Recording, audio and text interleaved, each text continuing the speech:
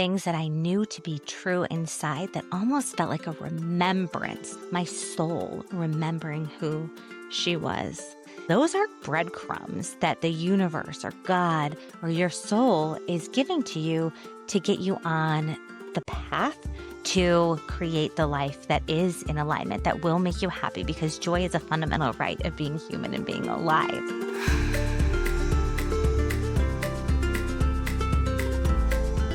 Hello, and welcome to the latest episode of the Unapologetically Yours podcast. I'm your host, Ashley Logan, and I am so happy to have you here today. Unapologetically Yours is a podcast where we go deep on everything from spirituality to relationship and connection to business and belief systems, because in a world when we've been taught to play by the rules, it's time to live unapologetically. And I want to give you a little bit of backstory about something that we're going to cover again later this week with a special guest, and that is a spiritual awakening. What a taboo sounding thing for really what I define as returning home to one's self.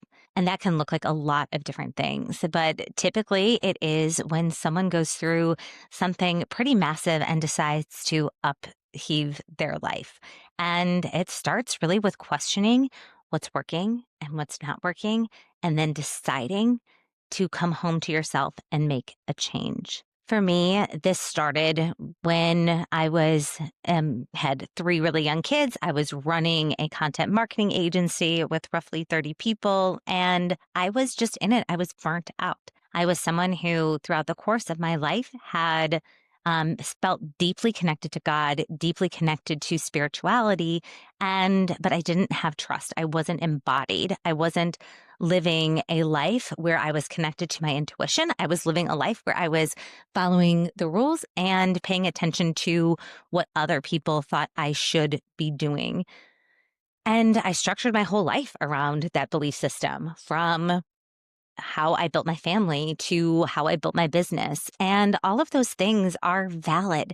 It's valid to go through life and make decisions based on what you believe to be true at the time. But it's also so powerful to stop and question if those rules, if those beliefs are actually true for you, which is exactly what I did. People might call this a dark night of the soul. And I would say that for me, that time was very dark, because when you face the truth about your life, you can't unknow it. You can't unsee it, because to continue on in the behaviors, in the actions, in the day-to-day that you know are no longer working for you, then your life becomes a lie. And if you are a person of integrity, a person who believes in living a life of alignment, then that voice, that feeling of needing to disrupt can become very, very loud and oftentimes paralyzing. So for me, I knew that it was time to leave my business. I knew that my marriage wasn't built on a foundation of love and support. It was built on me remaining small and limiting myself.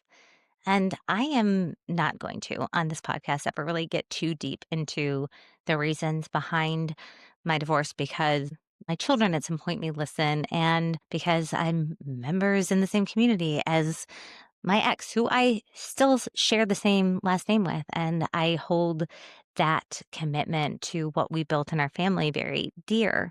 But what I can say and what I will say is that it was no longer in alignment, because I couldn't be my full self. And I knew that I had a contribution to make in the world, that I was here for a reason, and that if I didn't start down the path to fulfill those beliefs, what I was here on earth to create, then I was going to die a slow death.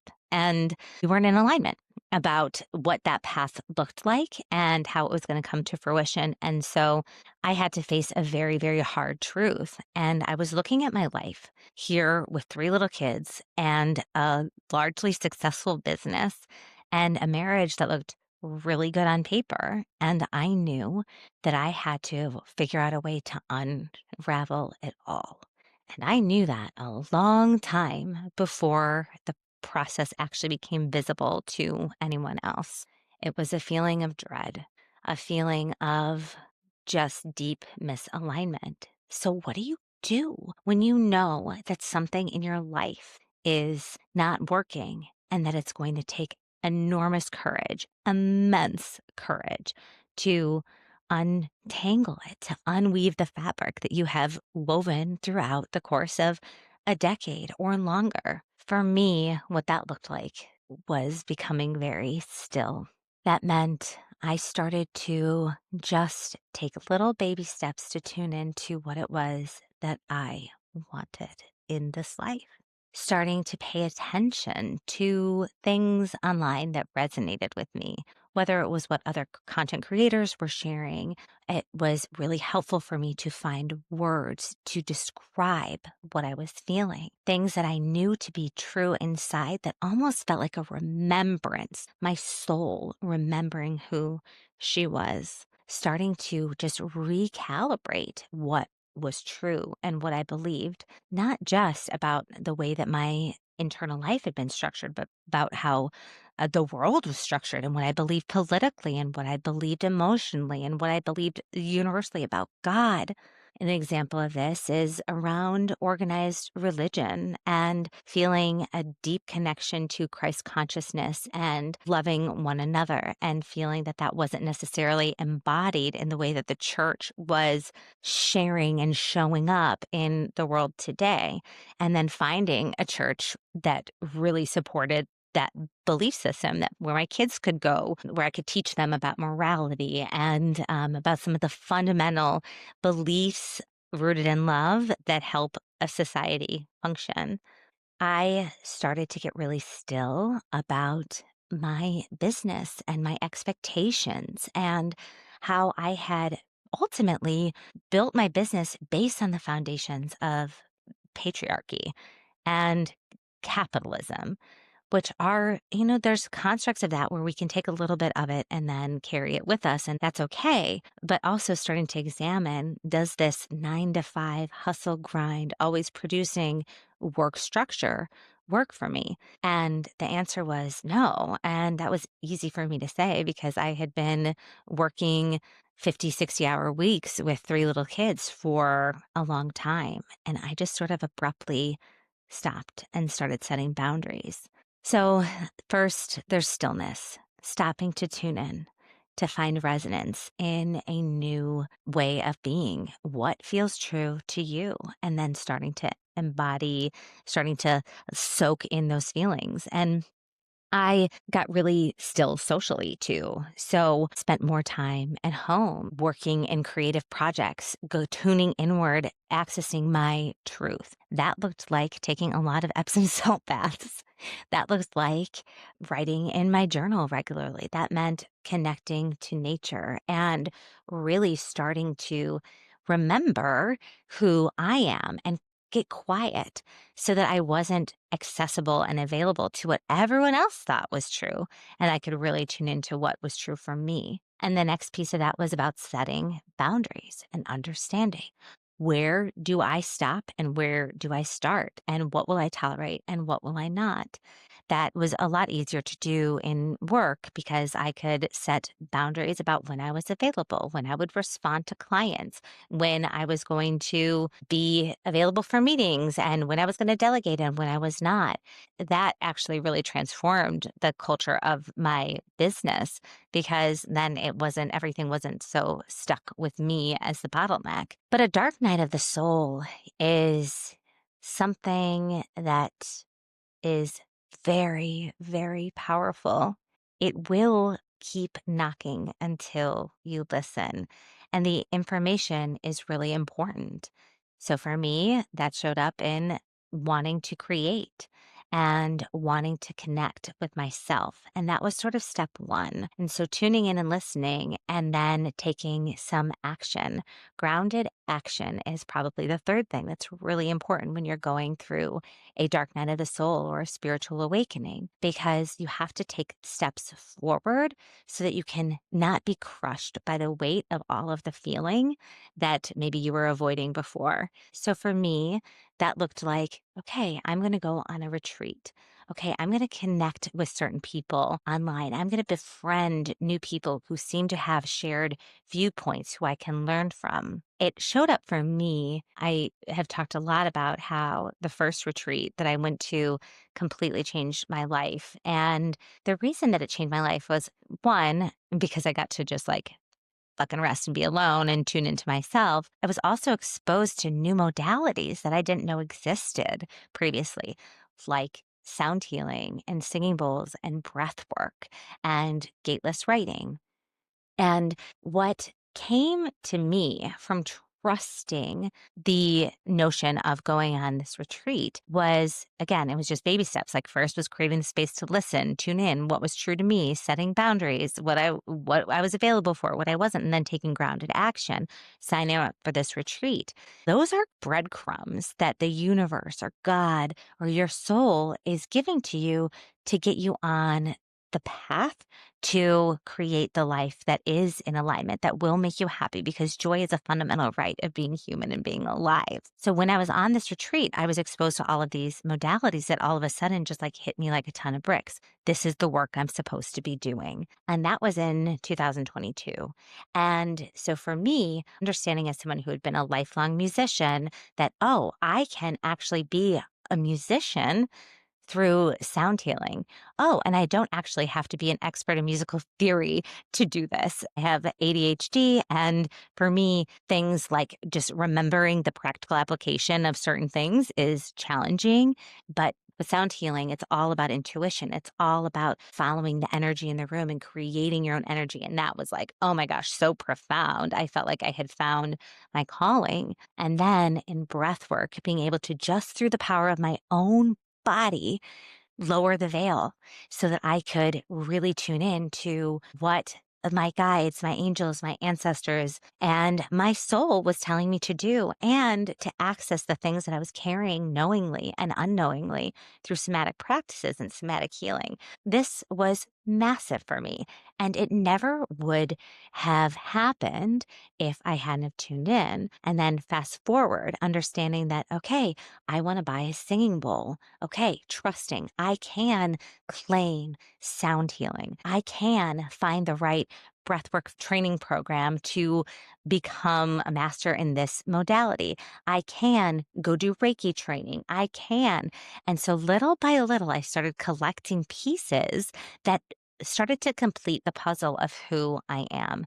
And this journey is never going to be complete. There's going to be new things that I uncover along the path of life that I want to investigate, that I want to study, that I want to learn.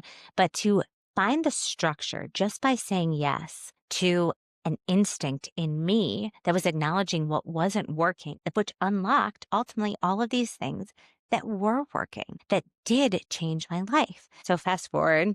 Now it's 2026 and I have a practice in sound healing. I work with people in breath work. I am now a equine therapist and work with people in natural leadership coaching and have sold my agency. I'm going to be totally honest, a little bit self-conscious about one aspect of this. So yes, I did. I completely changed my life. I followed my intuition. I followed my instinct. I trusted myself and I took steps forward. And with that, things fell out of alignment. One of those was my relationship, my marriage.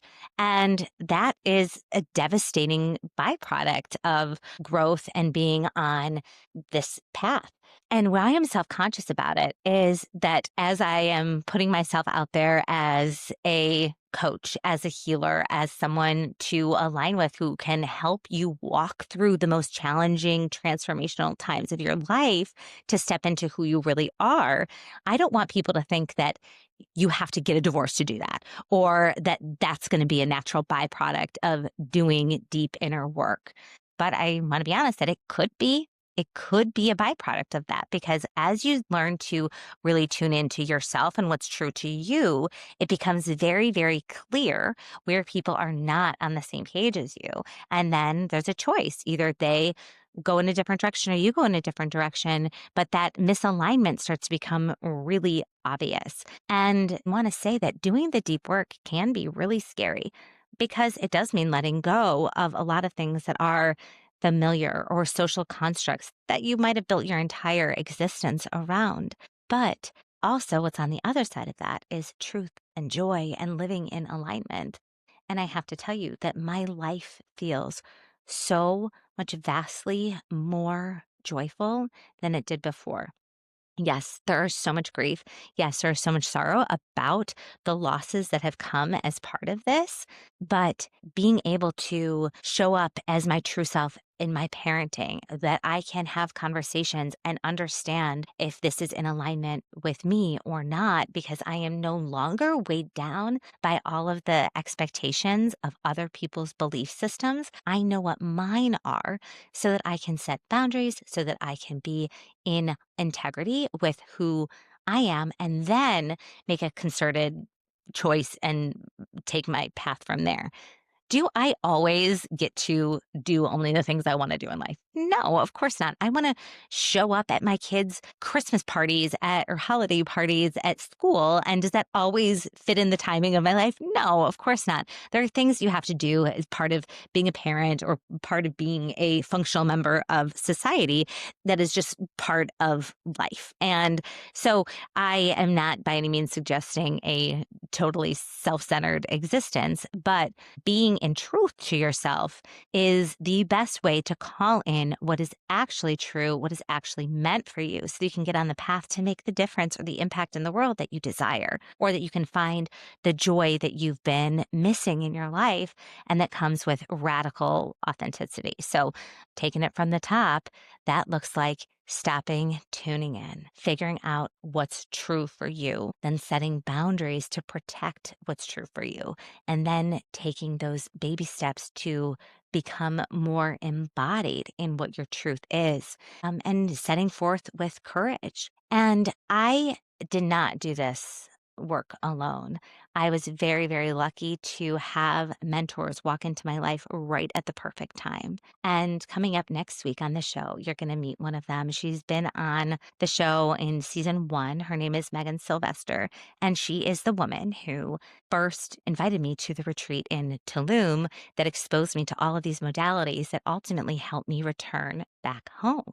It's interesting because Megan and I have very, very similar beliefs about certain things, not everything, but certain things. And now that I am doing work that's similar to what she was doing, I get to add my own secret sauce. I get to build upon my own experiences and show up for people in different ways because I am an entrepreneur. I have built a business. I have exited a business. I am a mom of 3 little kids. I live in the Midwest. Like there's a million different things that make someone unique when it comes to finding a mentor who aligns with you. And that really starts with that inner trust and figuring out, oh, does this person feel good to me? Does this feel like the right fit for what I'm trying to achieve in my life? Am I learning something from someone that feels aligned, that feels true to me? And that's going to be how you find your people who teach you. And they might be around for a moment. They might be around for a lifetime. You never really know the reason why people come into your life and what they're here to teach you.